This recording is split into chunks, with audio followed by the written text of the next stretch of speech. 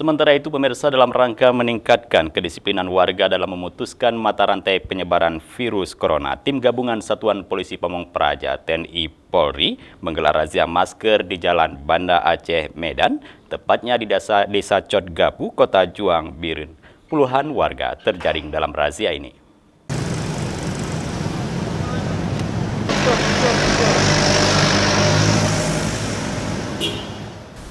Petugas gabungan dari Satpol PP, TNI, dan Polri Kabupaten Biren kembali melakukan razia masker bagi pengguna jalan, baik warga yang menggunakan kendaraan roda 2 maupun warga yang menggunakan kendaraan roda 4.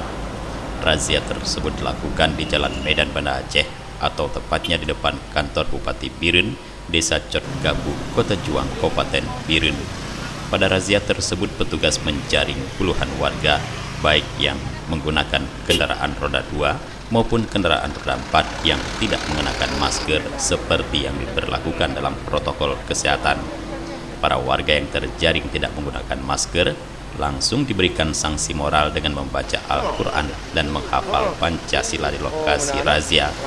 Setelah diberikan berbagai hukuman, lantas warga tersebut dinasehati dan membuat surat perjanjian untuk tidak mengulangi lagi. Saya menyesal.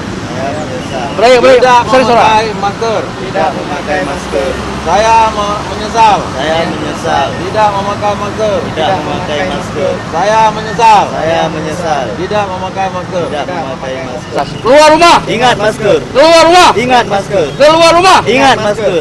Masker sesuai dengan peraturan Bupati nomor 35/2020. Ya, jadi ini juga kita implementasikan peraturan Bupati tadi, bahwasanya masyarakat kalau keluar rumah harus menggunakan masker. Nah, jadi kami harapkan juga kepada seluruh masyarakat Kabupaten Biren untuk mentaati peraturan yang telah ditetapkan oleh pemerintah kabupaten dan pemerintah pusat. Hingga dengan saat ini penyebaran COVID-19 di Kabupaten Biren terus meningkat. Namun banyak warga yang belum mematuhi protokol kesehatan. Dari Biren, Tim Liputan Aceh TV melaporkan.